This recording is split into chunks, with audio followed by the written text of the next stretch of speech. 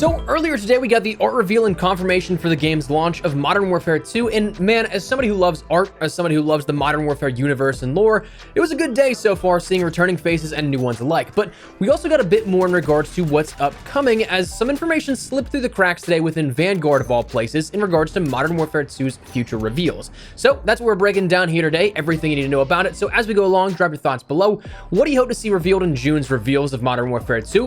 What bonuses would you like to see for the game? Or whatever the case, drop your thoughts down below. As well, if you enjoy the video, you find it at all insightful, you're excited for Modern Warfare 2, do me a favor and drop a like on it. And if you're new to the channel, hit the subscribe button to stay up to date with all things Modern Warfare 2. We've got plenty of stuff upcoming over the course of the next 2 weeks or so stick it here on the channel so you don't miss a single thing.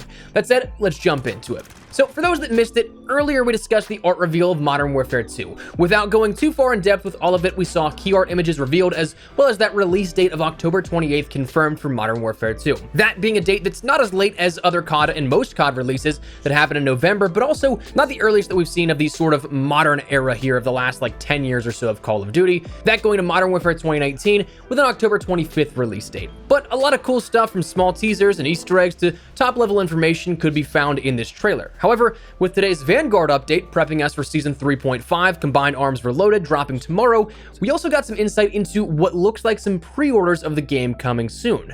Now, normally we don't see this kind of stuff go live until the full-on reveal, so today's trailer being a kind of lead up to the reveal for Modern Warfare 2, this went out a little bit earlier than expected and probably was supposed to, given that it was scrubbed from any public viewing side of things in-game, though the items are still there in the game files. Through this update in the franchise store, we saw 3 included versions of the game: the Standard Edition, the Cross-Gen Bundle, and the Vault Edition. Seemingly a different way to kind of just detail the Ultimate Edition, giving a bit more spice to it, but also with what seems like a bit more content by comparison. Now, notably, that's all that there was listed. Whether or not we see in the future a sort of Collector's Edition come into play here, that's what we don't quite know. Modern Warfare 2019 being the last game with a true Collector's Edition as well with those night vision goggles, but we'll have to see if that comes into play. Obviously, that wouldn't be listed in a digital capacity, so I don't know if we can mark that as an impossibility just yet, but those were listed in the game itself. Now, they're definitely bugged in their listings, and if you were to go to them, they'd bring up versions of Vanguard's game descriptions, but from the game files associated with these items, we also learned quite a bit, those items and details being accurate to Modern Warfare 2. These listings, though, mentioning things like early access to the open beta first on PS4 and PS5, other items announced for future rewards that'll be upcoming. There's usually stuff added in later on down the line. The Vault Edition bonus contents, including things like Red Team 141 Operator Pack, FJX Cinder Weapon Vault, Ghost Legacy Pack, instantly available in Modern Warfare and Warzone, and also finally things like Welcome to the New Era of Call of Duty. So there's a bunch of key details that we can take away from these listings here in the game files. Firstly, starting from the top down, PS4 and PS5, last generation and current generation, if we want to call it that, Xbox Series X and PlayStation 5, this era of consoles that has unfortunately been rather hard to find over the course of, the last 2 years as of this fall. Hard to find, but has been out for quite some time, being the current generation here. Looks like we're going to end up having support for both of these. Now, that was rumored for quite some time to be the case, but I wouldn't be surprised if this is the last game to do so. My only hope is that this doesn't necessarily hold back the developmental progress of the game for Xbox Series X, Series S, PlayStation 5, and PC by trying to accommodate the game for PlayStation 4 and Xbox One. But it is that balance you have to find, which I do not envy those that have to make those design and engineering decisions. Hopefully we don't end up with something like a Black Ops 3 on last generation again, but at the same time, hopefully the game does look spectacular, performs spectacularly on current generation consoles. Now, coming back to it, like I said, I wouldn't be surprised if this is the last of its kind, especially if Treyarch's title is actually after a 2-year Modern Warfare 2 support span, with a game coming out in 2024. At that point, potentially being 3 to 4 years of consoles being out there, I would imagine that's when they finally do shift that developmental progress to entirely wipe out Xbox One and PlayStation 4. But another thing to take away from this is that PlayStation exclusivity is unfortunately still a thing.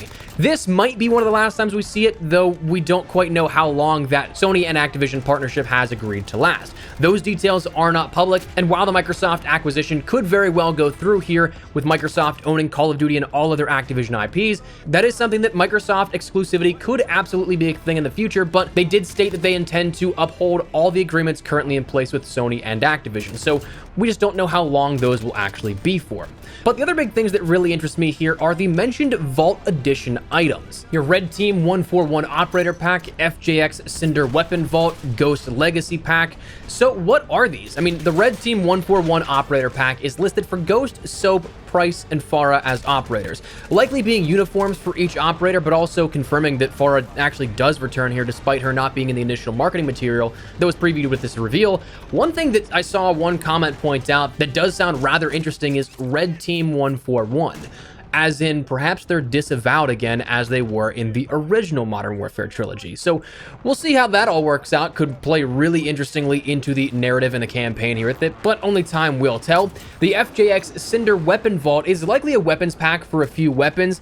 FJX maybe having significance in maybe the campaign, maybe it's an operation name, maybe just like XRK with that XRK weapons pack that we got in Modern Warfare 2019 as a pre-order bonus. Maybe it's just a weapon manufacturer in the lore of the game. XRK being Executive Response Cartel, them making some of the weapons and the blueprints that we saw in Modern Warfare 2019. So a sort of meta-level world-building thing brought up to regular traditional marketing. Might very well just be that. But the term Vault is what's interesting to me, because this could simply be a new way they describe bundles, maybe a new way to describe blueprints. We don't really know, but it sounds intriguing given that it is the name, of course, of the entire edition. Now, the Ghost Legacy Pack, which is next, is something that is wildly detailed as 12 operator skins and 10 weapon blueprints. What those operator skins will look like or what those blueprints will be is an entire mystery right now. I'd assume that it's maybe Ghost operator skins, given that it's the Legacy Pack for Ghost, but also, I mean, who knows? 12 operator skins is a lot for one operator. 10 weapon blueprints, also kind of the same thing here at this. Now, what's interesting here out of all of this is that associated with the Vault Edition items is that it's stated that they will be instantly available in Modern Warfare and Warzone, which is kind of curious to me because this game is nearly 3 years old at this point. Like, canonically, it makes sense, but every single bonus that we get for marketing for Call of Duty usually is the current game or, at the most, the game before the current game. Like, the one that stands out to me the most is that Advanced Warfare gave us camos for Call of Duty Ghost as well as Black Ops 2. But to go a full cycle, 3 games before that, I don't know that we've seen that before. So, really curious to see how that'll work out, if that boosts the player count here of Modern Warfare. Likely, though, only making it so that it's available in Warzone, that it's also available in Modern Warfare as well. But curiously, I wonder if that's also when we see the F2000 introduced, because that was something that, as we mentioned a couple of days ago, maybe a week or two at this point, the FN2000 was found in the game files of Vanguard, a modern weapon, but in World War II. So it really wouldn't make much sense unless it ties in with that, which is possible, but kind of just tinfoil hat theory at the moment. Now, lastly, when it comes to this Vault Edition, the final thing that was mentioned that we didn't talk about just yet, because that was stuff that is sort of cosmetic bonuses and everything like that. This other thing included with it, though, will be for Season 1 of Modern Warfare 2, in which it says it includes the Season 1 Battle Pass plus 50 tier skips. Now, normally we see like 20 with those bundles, and of course the pre-purchase as well with the Ultimate Editions in the past. That's included 20 tier skips, but 50 is a lot, which makes me wonder either they're trying to really oversell here on this, and they're trying to make it so that people buy into the either Battle Pass system or the Vault Edition of the game, or maybe there's more than 100 tiers in Modern Warfare 2's Battle Pass. Hopefully not, but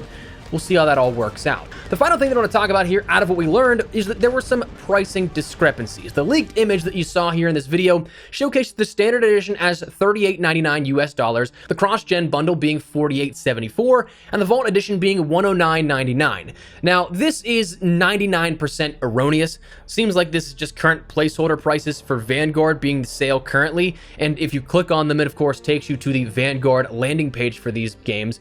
But imagine that. What if MP was free and the other stuff you pay for is just campaign and DMZ? $40 for those two, but imagine multiplayer being free to play. How much it would open up the sort of accessibility to the game and how many more people may check it out.